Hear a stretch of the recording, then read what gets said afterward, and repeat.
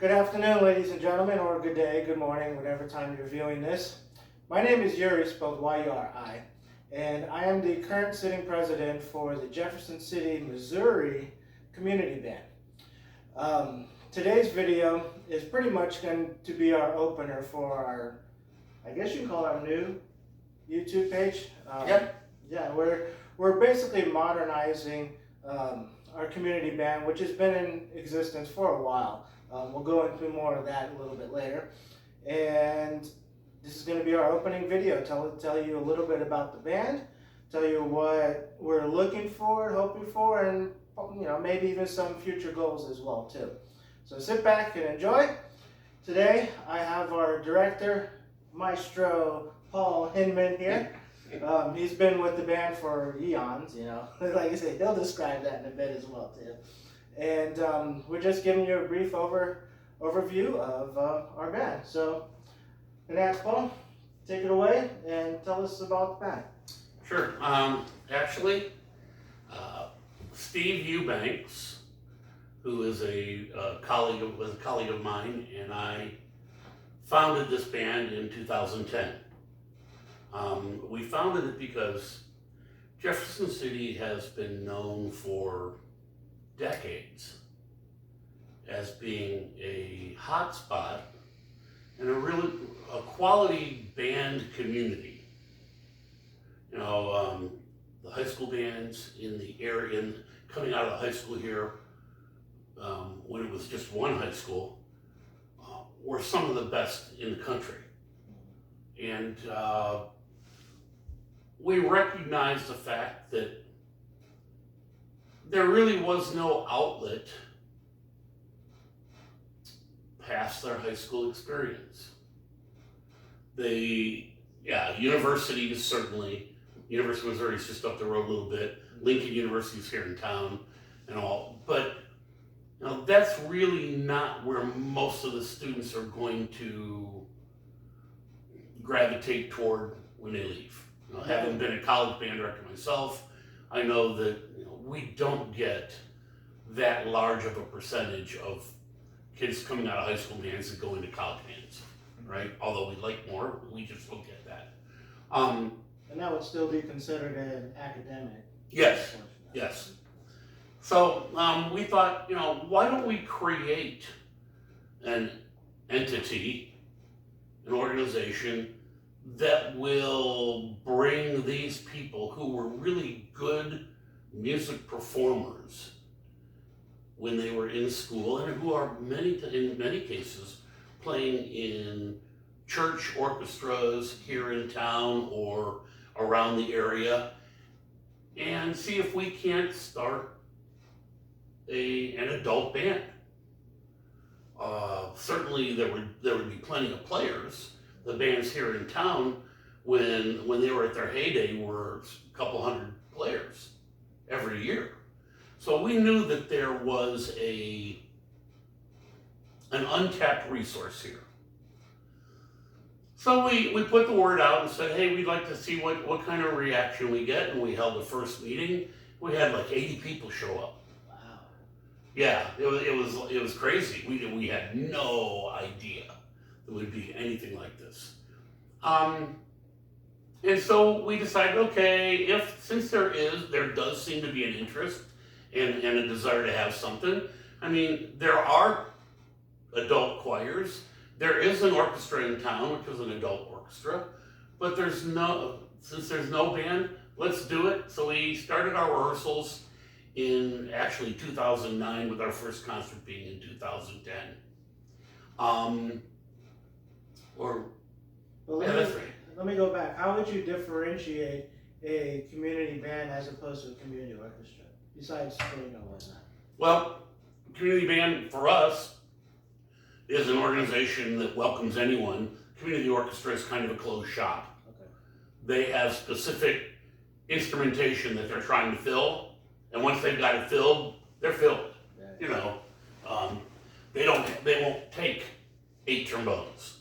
They won't take 7 flutes. They won't take 10 clarinets or 12 clarinets. They have a very, very select instrumentation that their literature is written for. whereas ours is a very flexible literature. So that would be the easiest way for me to describe the difference. So we ended up starting, and we had several years of just great success. I mean, things just kept, our numbers went really closer to 65, down from the 80, 60 to 65 that played regularly. And that's still a good number. That's still a good number. I mean, that's a great number as far as community groups go. And we felt really, really good about where we were.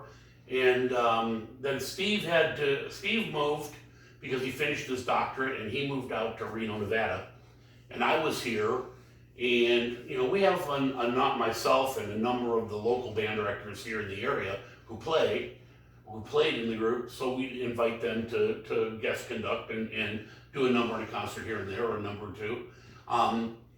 And that went along great for several years, and then I got offered an opportunity to move to a different community and took it to become a principal and superintendent of schools, and was gone for a couple of years. And when I came back, COVID hit when I moved back, and we kind of went on hiatus at that point in time.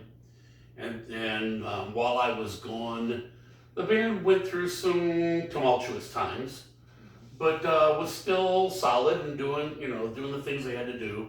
When we came back, I mean, no one had played in a year and a half, so we had a lot of things that we had to redo, and relearn and redevelop. There were new people and some old people. Some of the people who had been there when I was there earlier had left. Other new people had come in, like yourself and others like that. And so there was the getting to know you stage, and learning about each other. And I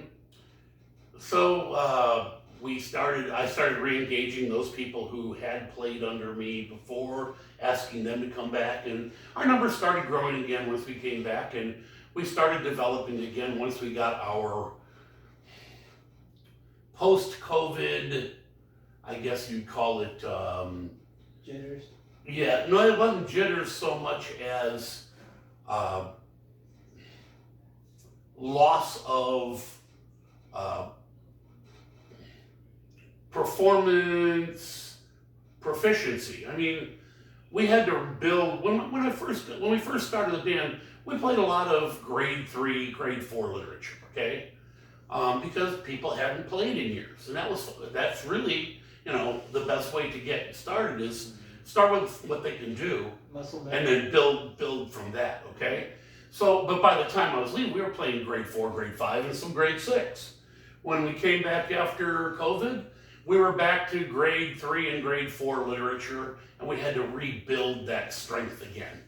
And now, we're a couple of years past that, and we're back to playing the healthy literature. But at the same time, I also am aware that every year and every time, every rehearsal, and at any time, we can have somebody come and join us who hasn't been playing for a long time.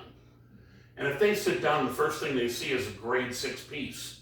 They're gonna go, whoa, I can't do this. This is way over, I'm swimming in way too deep a water. So some of our literature is on the easier side, purposely. We have to develop our talent and redevelop the skills that these people had. And in some cases, they have to go all the way back and almost relearn their instrument from scratch. I mean, as they play a little bit, they go, oh yeah, I remember how that was. Yeah, I remember how this, and it's a very quick process, but it is a process nonetheless, okay? And not to mention to redevelop the sound of the band as a whole. Right. And interacting with each other. Well, everybody's got to learn how to make symbiotic sounds, blended sounds, balanced sounds. Each conductor has a different concept of what a band should sound like. I mean, you put 3 conductors in front of a group and the band will sound 3 different ways. Could be the same band on the same concert.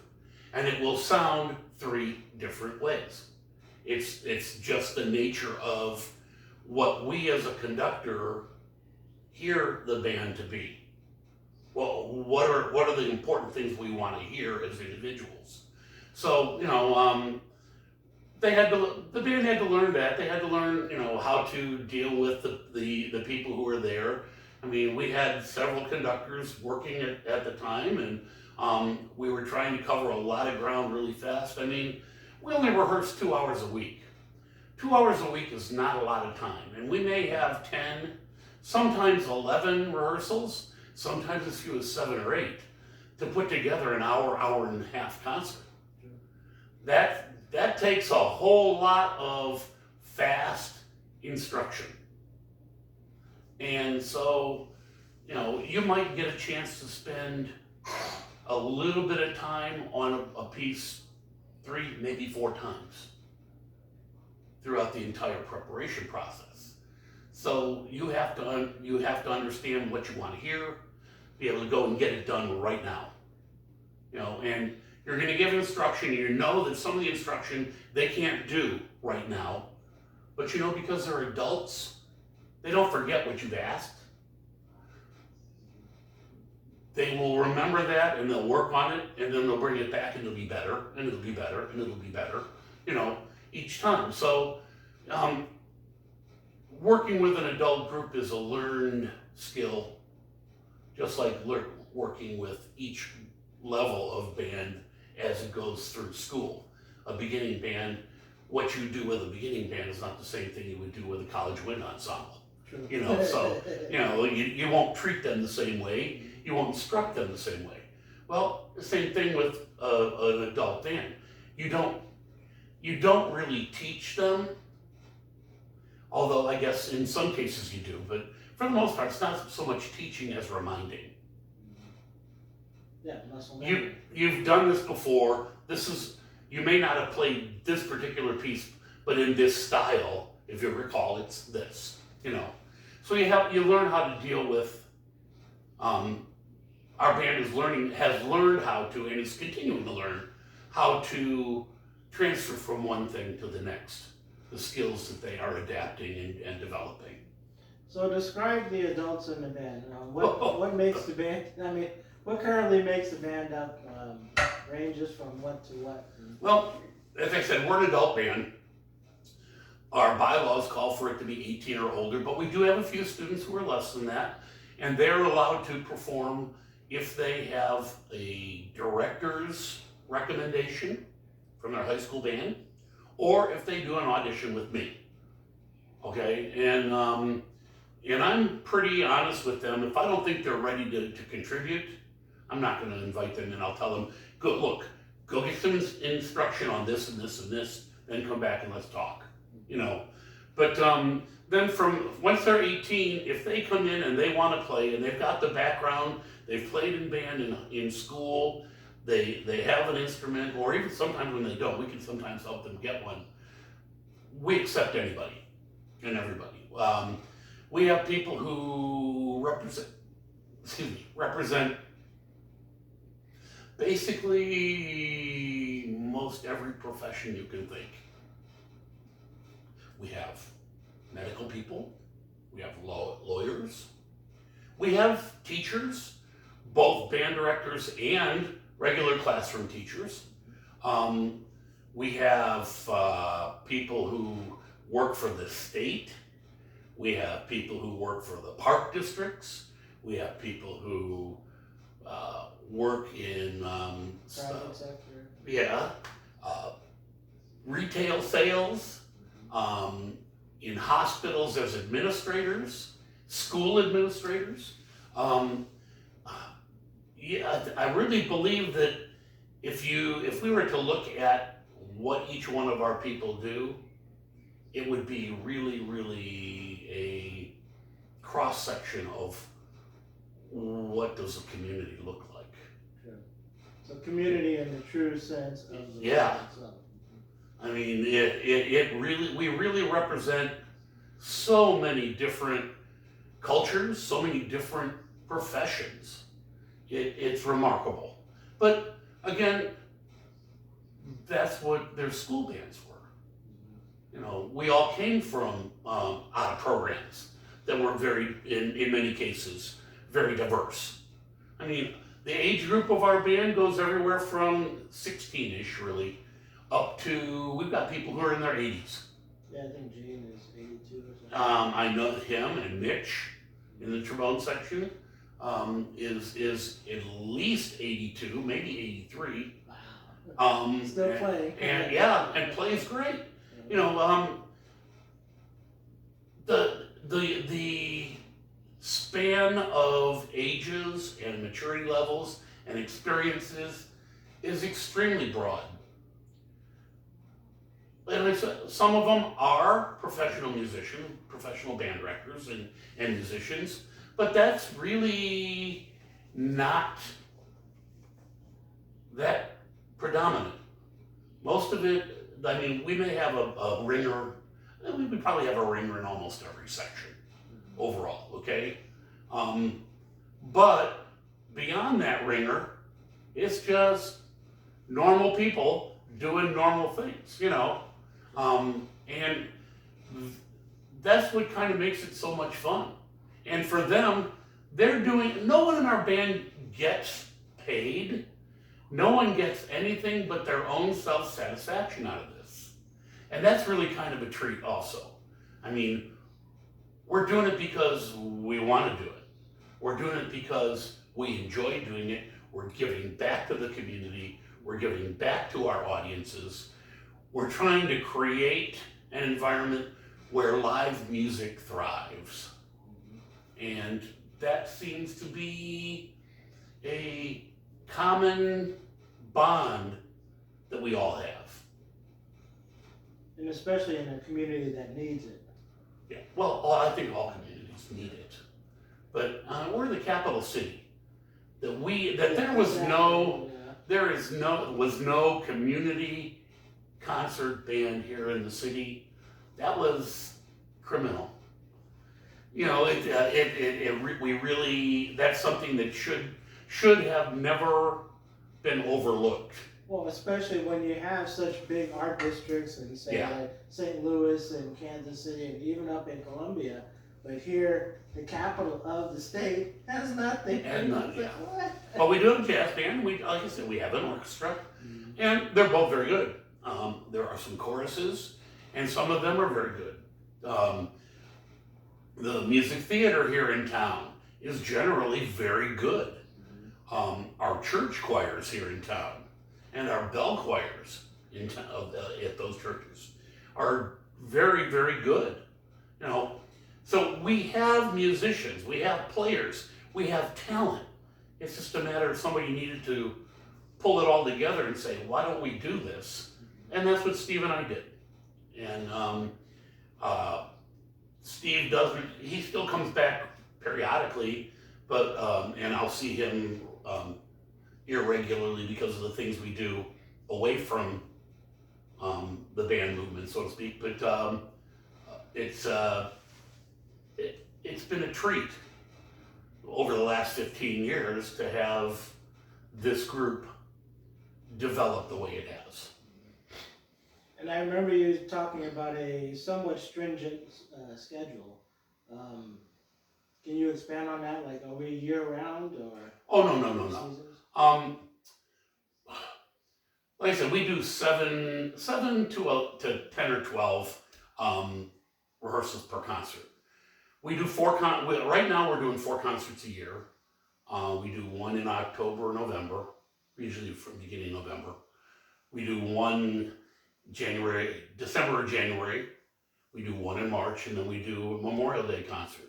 We usually start right after Labor Day and follow the school calendar as much as anything, because we're fortunate to have the use of Helias High School's band room and equipment for the things that we don't own. The people at Helias High School treat us incredibly well, and you know, as a person who has been involved in developing facilities for schools, their band room is probably the best band room in probably a 50 to 60 mile radius at least. I think it's better than the MU band hall. I know it's better than Lincoln's. It's better than the Jefferson City schools, and I taught in Jefferson City schools, so I can speak to that. I know it's better than our neighboring area schools.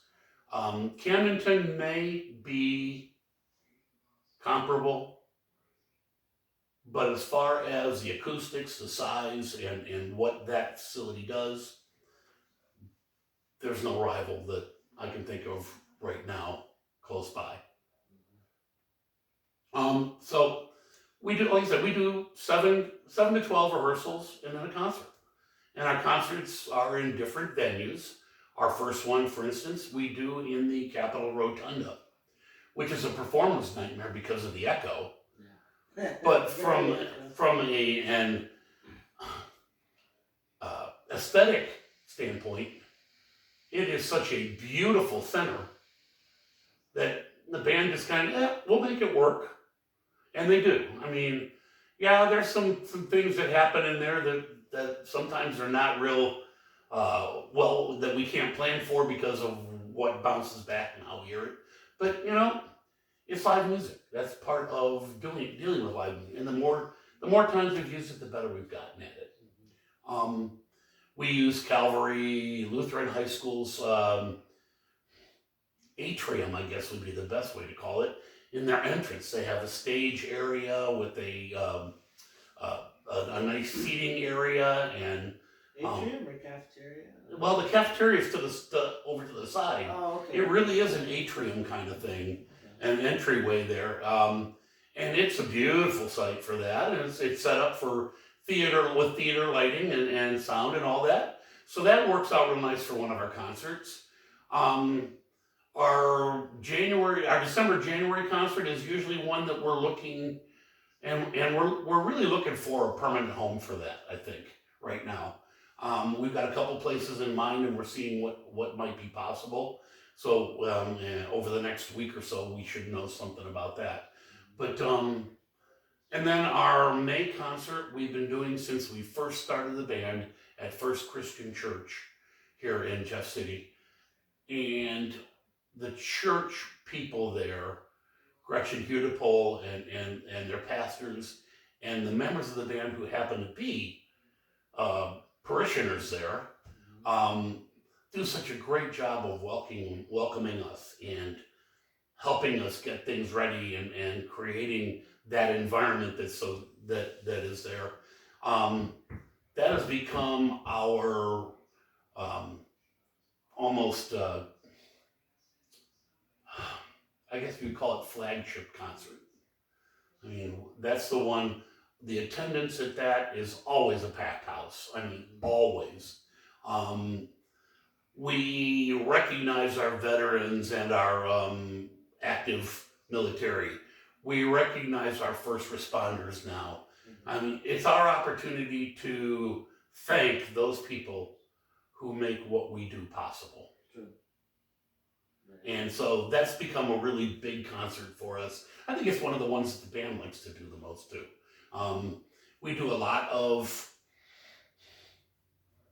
patriotic and quasi-patriotic material, things that have an underlying theme behind it that go to Americana or some semblance of that. And it really is amazing how much material is out there that's really, really good stuff that people don't know. And you play it and they're going, wow, that was really neat. Mm-hmm. You know, I know, for instance, you brought the one in that I didn't even know was available this past May from the movie Crimson Tide. Oh, Roll Tide. Yeah. Roll Tide. Roll Tide. You see the title and you're going, oh, it's an Alabama song. Well, it actually is an Alabama song. The Submarine Alabama. But anyway, I mean, when I first heard it, I'm going, oh, okay. And with a lot of our people, as we present new material, they look at it and they go, I don't know if I like that or not. And I've always had a rule, you can't judge it until you can play it. All right? And the first time I heard the piece, I went, there's a lot of repetitiveness, okay? A lot of, but it's good, it's good. I mean, it's Hans Zimmer. How can it be bad, you know? But as we played it more, I got more and more engaged and intrigued by it. By the time we got to the concert, I think it may be one of our best tunes. I'm still waiting for that Yeah. recording because we did some very good stuff that I need to put on. And so you never know. And a lot of the tunes we play that way are that way. You know, when we first look at it, or when the band first looks at it, and they look at me and are going, "You're nuts, right? We can't play this." I go, just give it time. You know, it's a process, not a product. If we could just rate it, it wouldn't be fun. What will we do for the next 8 weeks? You know? I can bring to mind that one tune called what was it? Korean folk song. Yeah. Oh man, that Variations on a Korean folk song. It sounded like a whole bunch of just everything thrown together at once, and over the time when we played it and we played it and played it, And you sort it out and you figure it out. You see how everything fits together, and yeah. Would you at least expect, you know? Mm-hmm. Well, you know, there is so much incredibly good literature for band now. I mean, I grew up in the age when band was coming into its own and maturing. And I worked closely with a lot of the composers whose material we play, because that was the era that we got to be in. And now all these composers have created a block of repertoire that really focuses on what bands are capable of doing, that create the kinds of textures and sounds and character that is unique to band and band alone. So for that observation, it takes a lot of experience and knowledge to actually pick something like that up. Okay. Tell us about your history. Oh, I grew up in Chicago. Went to a large high school. My high school was huge. My like over 5,000 students in high school. Okay, so I mean it was a big high school. We had very large bands, and there was also a group in the community called the Catholic Youth Organization Band, which actually was conducted by my first band director. And this was an all city of Chicago.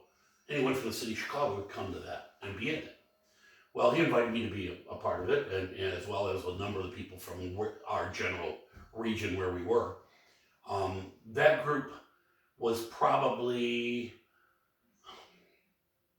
the catalyst for me becoming a band director. And him, the reason for me doing so also. But I left high school and went to Western Illinois, got a bachelor's degree, went out and taught for a few years. Went back to Western for my master's degree as graduate assistant. Went back and taught a few years, and then went to a school in Indiana that became one of the Indiana big school powerhouses while I was there. I was director of bands, and it was probably the best reading and musically satisfying high school band program I ever taught. Now, I had a band in Texas who technically could play better than them, but musically could not. The band in Indiana, they could read one reading and they were ready to go with whatever it would be. The band here in Jeff City, when I took over as the high school band director here, the second or third year I was here, that band was beginning to reach the level that Indiana band had gotten to. But so I taught there for several years, then was offered the opportunity to become head director of bands at a Division I school in Tennessee, East Tennessee State University. So I've always believed that when opportunities present themselves, you take advantage of the opportunity. Okay. I think every person who strives to be a band director, somewhere in the back of their minds, they have this idea that being a college band director would be very cool. I mean, and if they don't, Sounds cool. if they don't, I'm kind of amazed by that, because I can't imagine, you work as hard as you do through college just to go and teach, at a grade 3 level for the rest of your life. That just doesn't make sense to me. I don't, that doesn't register as satisfying, okay? But that's me. I'm sure there are people who are very, very happy doing that, and many do a great job. Don't get me wrong. They do. In fact, they do an incredible job. But that just was never me. So I went to the university, and what I found there was, just because they were in college and music majors didn't mean that they were great ensemble musicians. They had to learn how to play as an ensemble just like every other group did.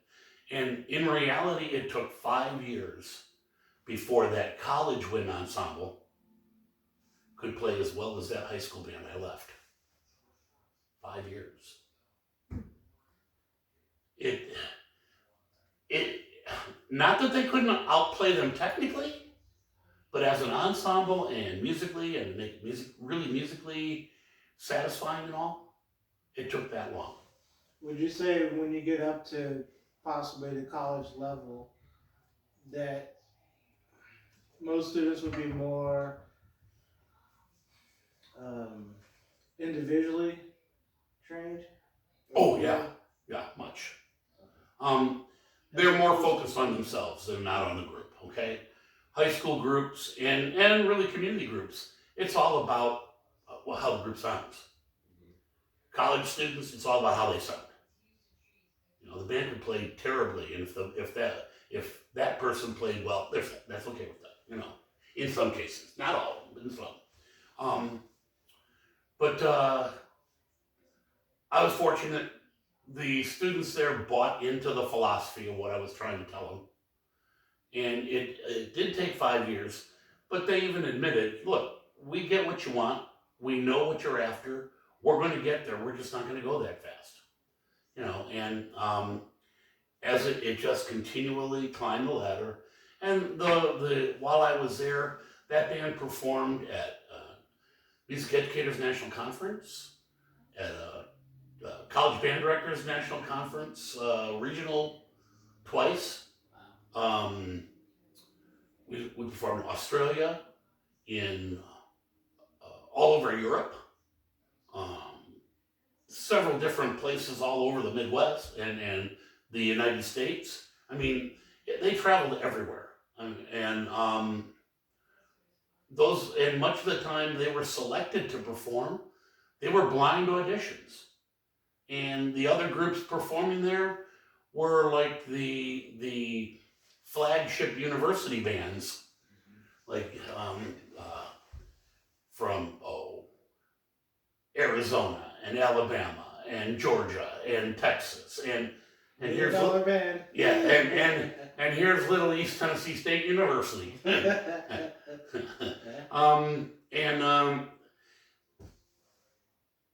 kids just got the fact that it wasn't about them individually, it was about us. And that's what made it so cool. And so while I was there, I went and did doctoral work at University of Illinois. And then I've also gotten some other degrees and degree work at Grand Canyon University in Arizona and some other places. I mean, Jan, my wife, laughs at me. And ever since she's known me, and we dated in high school, so we've known each other for a long time.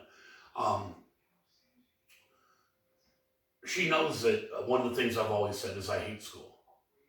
She goes, then why do you keep going back? I said, because I have to. Yes, sometimes you have no choice. Yeah. But at the same time, it's also a hunger for that constant learning. Yeah.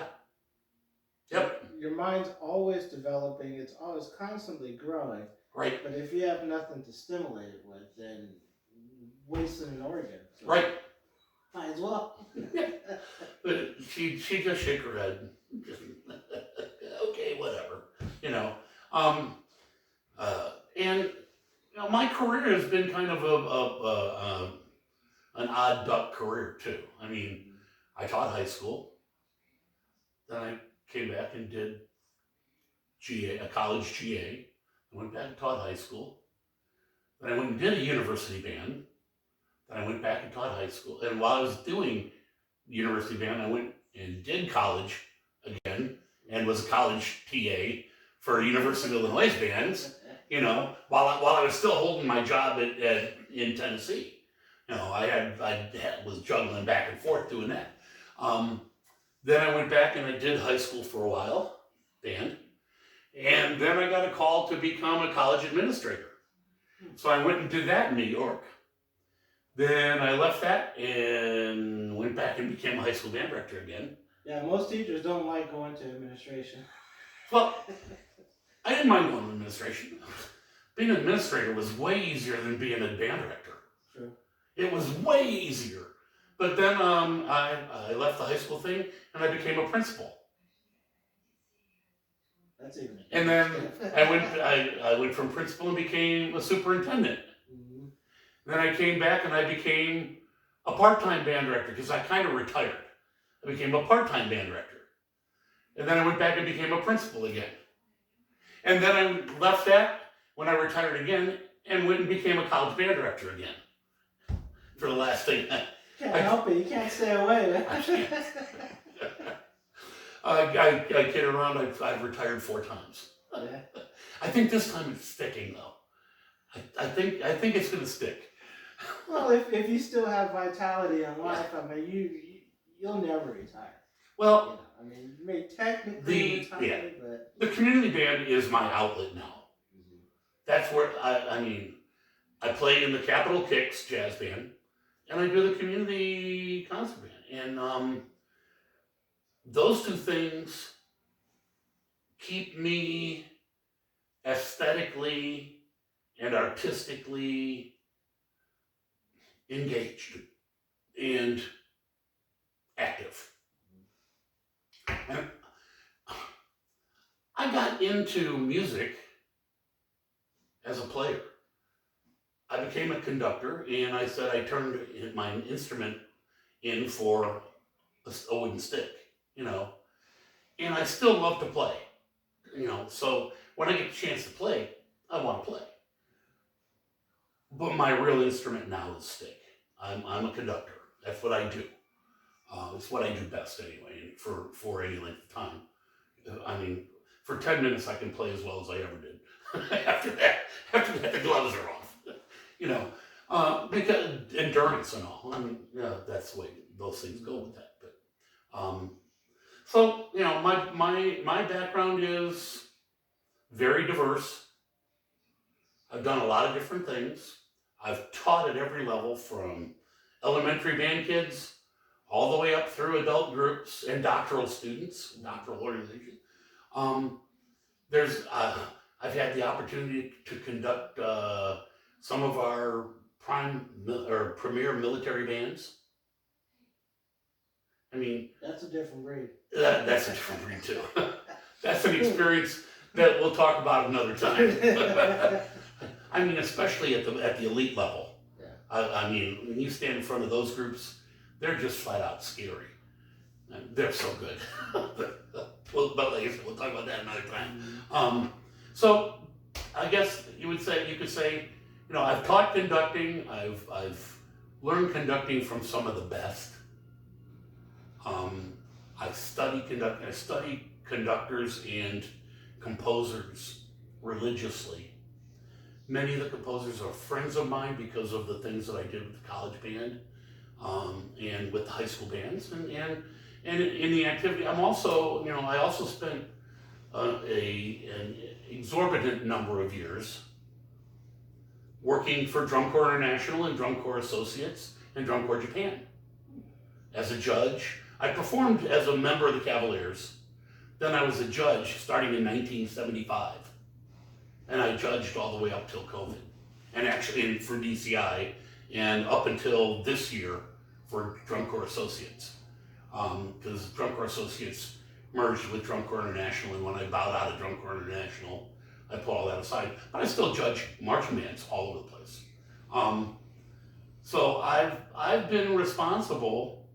I've judged the World Championships for DCI and DCA numerous times. And I tell you what, when you're judging that and you're working in that environment, after you've judged it, you have to justify yourself for the people who are the instructors face to face. They have a thing called a critique, where they come in and they talk to you, and you share ideas. And we're talking, these are some of the masterminds in our art forms. The greatest composers we've got in our business. And they're coming in, and it's really tough when you have to tell, for instance, a Robert Smith or David Schaefer or who else would, any of those guys. I mean, just pick one. Jay Bocook. Any of those guys who are writing that material on that level, the Michael Kleshers, the Jim Primes, whoever, that they have an ugly baby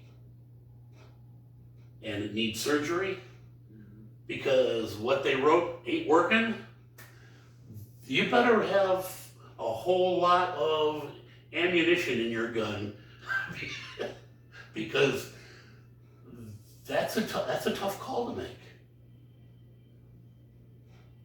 But that's what we were expected to do. I mean, it's a pressure-packed situation because it's face to face. You're standing there talking to these guys, and they're your friends. I mean, you've grown up in the activity with them. You're going, yeah, look, man, it just ain't happening, Well, what are you trying? And then you're asking questions, trying to get an idea of what they're trying to do, so you can maybe help them sort it out. But wow, I mean, I just don't need to have that kind of pressure anymore. And running around the country for 3 months out of the summer just doesn't sound like fun to me anymore. Yeah, it just doesn't. So when you, I remember you mentioned Japan. My 4-year service was in Okinawa. I've been there. How would you? I miss it actually. Yeah. How would you describe the difference between their methods and how we go about it? They are so because from what I remember, they don't oriented. that out there. Yeah. No, they do not.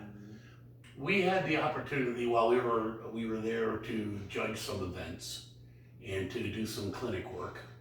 Because they bring American composers and band directors and stuff in to do work with their bands, because culturally they're a very, very rigid, structured environment, okay? They can do detail and precision like nobody's business. Nobody does it better than them. Nobody. I'm sorry, they don't. But when it comes to doing expressive things, I mean, their art is really beautiful. Don't get me wrong. But when it comes to doing expressive things with sound and music and stuff like that, they are so detailed and so precision oriented that is very, very difficult for them to. Is it restrictive? Well, their culture is restrictive to them. They're very, vertical in the way they handle things, okay? Everything lines up and everything is crystal clear. But they can't go horizontally and move a line and let it accelerate a little bit and then retard a little bit and then move within a phrase and then sustain it and then pause on it and then move on again. They really struggle with those kinds of things, that nuance that is what makes music such a brilliant art form and such a moving art form emotionally. I mean, they make the most glorious sounds, they make the most glorious ensemble textures. They're learning how, and they are learning how to make the phrases happen. But we had the opportunity, and I'll never forget this. We walked into a school. It was an elementary school. This was a 5th grade beginning band class. It was an hour and 15-minute class. Instrumentation was an exact, perfect wind ensemble. Every instrument accounted for. Beginner, okay? 4 flutes, 2 oboes, English horn, 8, 9 clarinets, kind of, the whole, word precisely, like the Eastman Wind Ensemble that created the wind ensemble movement, okay? It was that, all right? And each student had a tuner and a metronome and a book on the stand. There was space between each one. The teacher wandered around the class. There was a student in the front, and the teacher would give instruction. The student would count it off, and they would do literally for an hour and 15 minutes. They did nothing but long tones. These are 5th graders. They didn't wiggle. Their feet, couldn't touch the floor. Their feet are, in the air, kicking back and forth. They were typical 5th graders that way.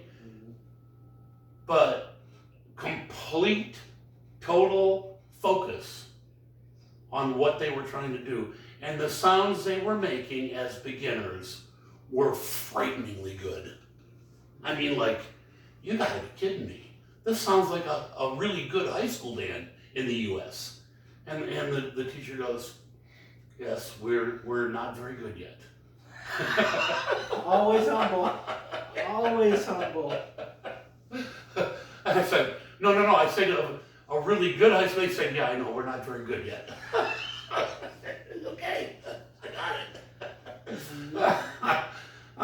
And they were serious. That's the way they feel like they need to play. And when you hear those groups, and you can go on YouTube, look up a junior high school band from Japan.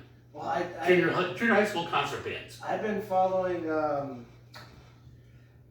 think there's this high school band out of Kyoto, another one out of Tachihana, and they post Facebook videos of past parades and whatnot, and they're doing marching, dancing with their instruments.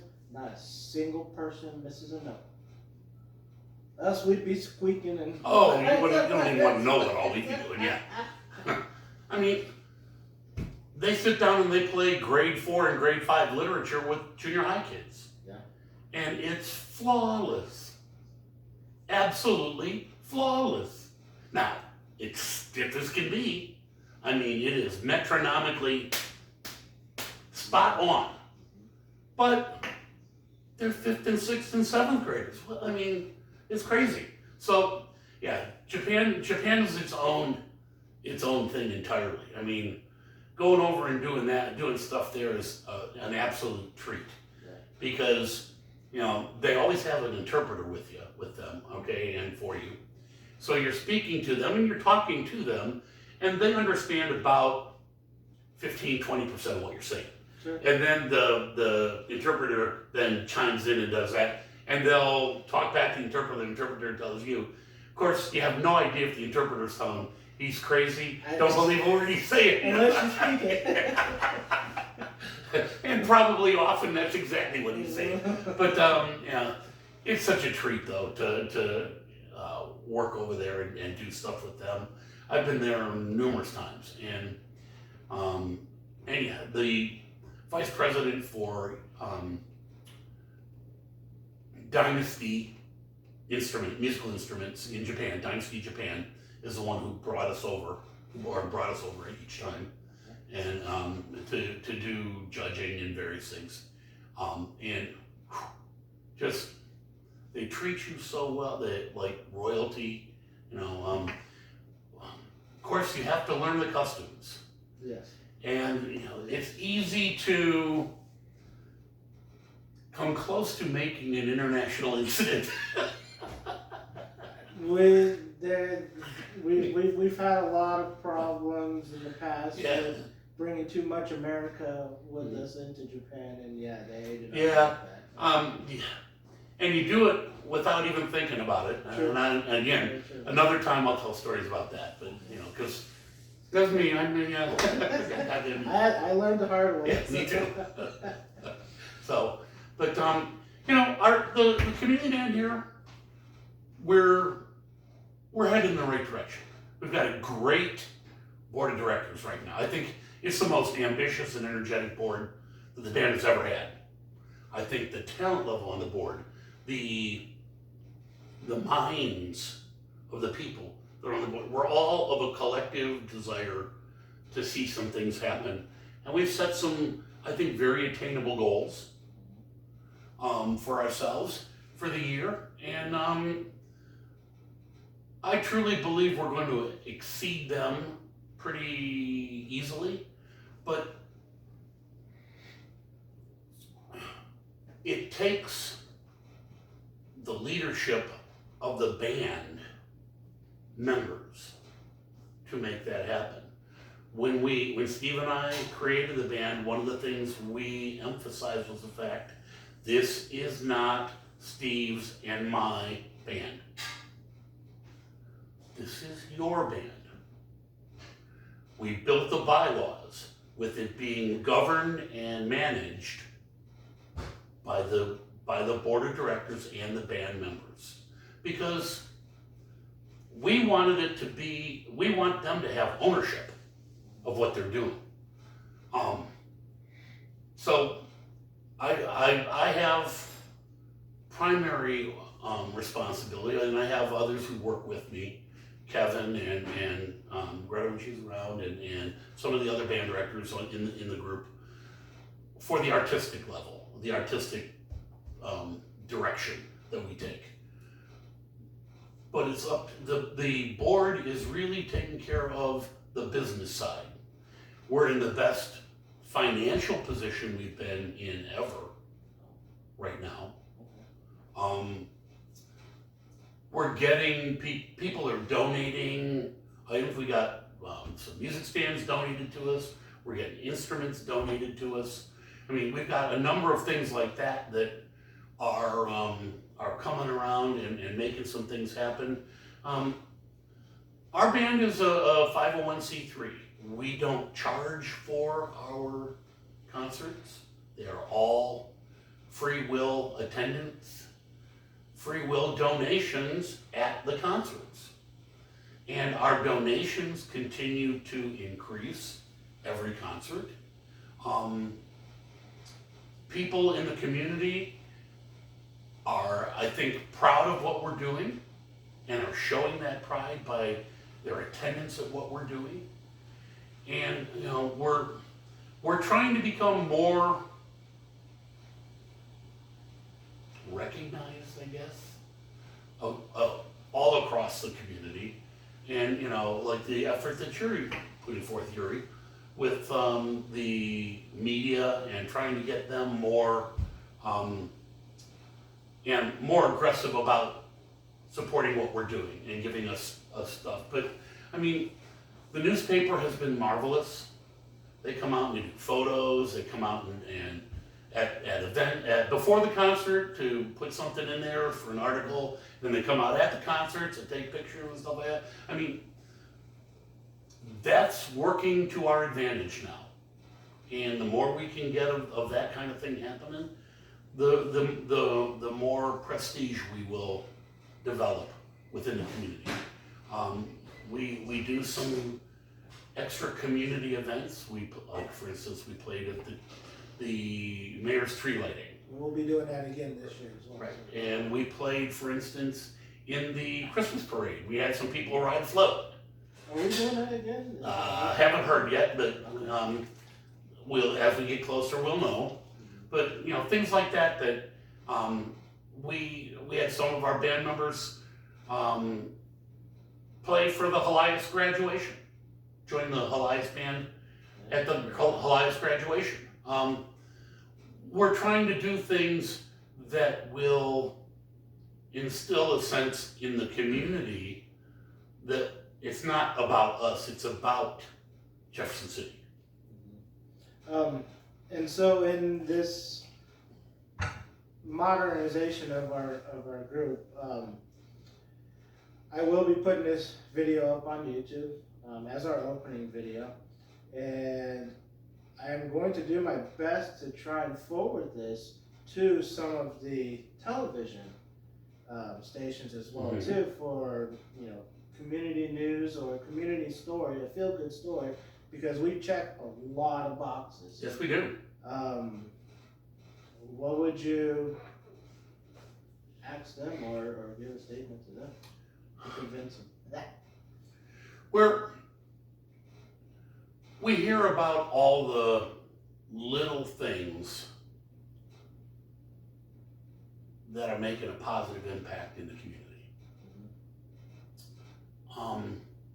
And we're one of those, maybe not so little, but still little things that are making a positive impact in the community. I mean, a couple of years ago, on Memorial Day, for the Memorial Day concert that we do, we had a national bloggist, I guess you would call it, international bloggist, passing through Jeff City and stopped in and caught the concert. And she did a thing on her blog about the band that was incredibly complimentary. And she said, people don't know about these kinds of things going on. And I said, yeah, it's too bad. I said, we try to get the word out, and we're doing the best we can with it. It's just a constant challenge to do that. And I mean, let's face it, people are busy. Everybody's busy. Yes. But if you don't take time, just a couple of minutes, an hour and a half, 2 hours, 3-4 times a year to just do something completely different, you're not taking care of yourself. I truly believe that every human being needs the type of intellectual relief that music provides. True. Okay? And too many people just, they don't look past it. I mean, they'll take that time to go to a sporting event. And I understand that. I was an athlete. I still play golf as much as I can every day. But it's different. It is so different to sit back and let your mind explore where the sounds take you. Well, and especially with live music, since Yes. the majority of music these days is computer generated. Right. So to actually see a gathering of completely random people from all walks of Random life, yeah. come together and actually produce something as unifying, and That in itself is an amazing process, product and process. Yeah, it's live music. We're a community band. We are not perfect. There's no way. With rehearsing 2 hours a week and having to do an hour and a half program, I'm sorry. Professional musicians might be able to do that. We're not professional musicians. Our band has some, and it helps, but every person contributes. And as I was telling the board the other night, community band, there's a level of what we do. There's process and product. Process is it's always learning. Product is those professional players who can sit down and play anything. All right? We're on that process line, probably 2/3 to 3/4 of the way up to the product line. There are times when we bump up on the product, okay? And there are times when we bump down some. I guess probably somewhere in that range is where we fall right now, okay? Well, and especially in a community band where each season, we have no idea who's going to show up. That's correct. Who's going to continue, yeah. Because we all have real lives. I mean, there are times when people can't come to rehearsal because they've got another thing that they have to do for their profession, for their family, for their church, who knows what, all of those things impact, what we're able to do and what we have to do. And the people in the band adapt to that and they learn to overcome that, and that's a tribute to them, tribute to the people who are working in those things. We understand it. We want people to be there as much as they can, but sometimes they can't. I mean, we're always looking for new people. And if there are people out there who play an instrument, even if it's been 100 years since you played, we can get you back in shape. We have the technology. We know how to do that. We can even help find instruments at times. I mean, we've got access to some of our own instruments now. Some of the instruments that Helias has that they're willing to share while we're looking for something more permanent for that person. We have some instruments that the public schools are willing to share at times. If you played an instrument in high school or college and would be willing to give it a try, come on out, give it a year. Take a year and find out. I said, what we discover and what I've heard so many times and wish I could have bottled it, and could take it back to the schools when they were in there. I hear people say, "Why did I ever stop doing this? I don't understand what prompted me to stop playing." And the only thing I can say is life. Yeah. Other things became priorities. I said, and that's okay. But you reach a point where we all need something. And you got into band in the first place for a reason. Sometimes because mom and dad pushed you. Sometimes because you saw a band go by on the street in the parade. Sometimes a concert you heard, or what. So it's hard to say. But whatever it was, made you want to be a part of that. Continue to be a part of it. Now, reconnect. And that's kind of my background as well too. I've pretty much been out of the game for almost 20 years. Mm-hmm. At least performing publicly. I would still go in the closet at the apartment that whichever I lived in, and I'd play for maybe an hour or two and whatnot. But Sure. It wouldn't be practicing rudiments or whatnot. It would be playing along to With a recording or yeah. something like that, But Getting the old Jamie Aebersold albums out and playing the jazz stuff with that, No, sure. Exactly, and once I found that there was a community band here, it was a godsend pretty much. Because it not only will will you develop that muscle memory again, you'll get the endorphins from that. Yeah. Just that pure satisfaction. I'm, yeah, I can do this. You know? Yeah. This actually sounds good. And it's fun, Exactly. It is a thrill. There is nothing more satisfying than those moments when you're in a performance and the whole room starts to move because of how engaging it is. That's what they call the aesthetic moment that music creates. It doesn't happen often. Not the higher up the food chain you go, the more often it happens. But we have those moments and it's like, yeah, that's why I do this. You just want, and every time you've done it, you go, I want to have that happen again. It's a thrill. And I was a pretty good athlete in school. I never got that kind of thrill from athletics. I'm sorry, I didn't.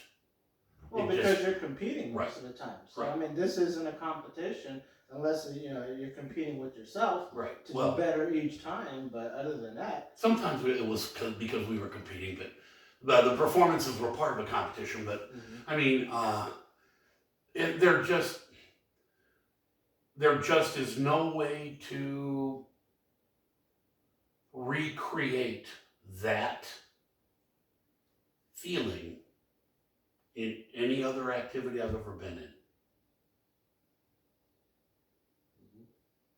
It is a very special thing, and we want people to just give it a chance, give it a try.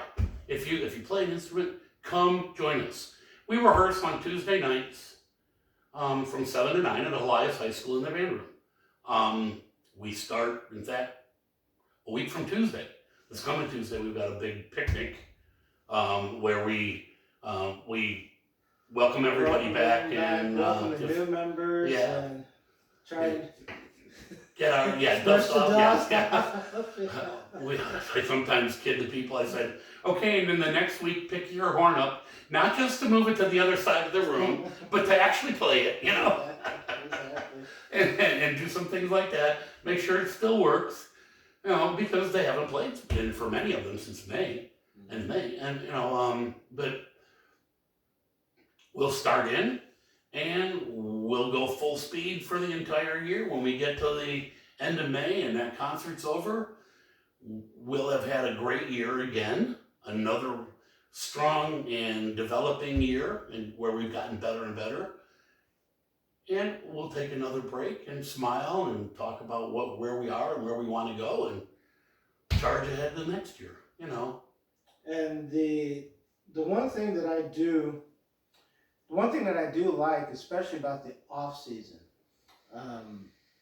myself, last season I was, I guess you can call it, appointed president because we had some, internal life, got in the way happenings, and but this year I'm the actual official president, and during our off season, like Paul was saying, we've got a stellar board right now that's very engaged, and each person has their unique talents and and whatnot. And very diverse talents. Yeah, very, very diverse talents, and for the most part, tap into it. If you know how to do that, knock yourself out. Perfect example is our vice president. She was actually one of those people on the sidewalk and during the Christmas holiday that happened to see our parade float walk by. She looked us up, and now we're working on that as well too to make it a lot easier. Like I said, we're doing a whole online presence revamping. So she found us out and joined the band kind of mid-season? Yeah, it was in January. Yeah, so it's like mid-season and given the opportunity to utilize one of her normal everyday talents, which she's really good at, and we were able to accomplish a lot in the off season. Yes. So that in itself is very exciting. I've seen some of the tunes that we will be going through, at least for our first concert. Each concert is different. We do not repeat. Each concert has its own theme, either towards the season or if a holiday's coming up. And what the directors pick out, like we said before, when it's first in front of your face, okay, I don't know if I'm gonna be able to play this, But as you develop it, there's a lot of times, and I promise I'm not sleeping. I will close my eyes, during the rest or whatnot. Oh, make it stop. Well, no, just to soak in, Yeah. soak it in, especially when everyone hits that, just that sweet spot. And Yeah. you have to just, It makes you smile. it very does. It very does make me smile. Yeah, the literature is very different. I mean, we have some things that are annual repeats, okay, that we know that we're going to play. Especially around the Memorial Day time. Yes. Things like Stars and Stripes and Armed Forces Salute and things like that. Those are automatics. Yes. You know that those are going to be there. For the holidays, you can't do a holiday concert without Sleigh Ride, that kind of thing. But one of the things that I try to do is put a variety in every concert. I hope that my mission is to be able to have something on the concert that every person will like. They may not like all of them, but they will find something on the. I'd like to hear that again. And so we do a very diverse programming. I usually don't repeat tunes on programs more than every 5 years. I mean, there are some pieces that are the pearls of our art form that need to be played that often. Some of the things like the folk song suite and the E flat suite for band by Holtz and some things like that are what made band. Yeah, I was going to say, that's good reminders of Yeah, the band. So some of those kinds of things are things that will get played on a more frequent basis, that 4 to 5 year cycle. But for the most part, there's so much literature out there. We could play different tunes every day for a couple of years and never repeat a tune. So.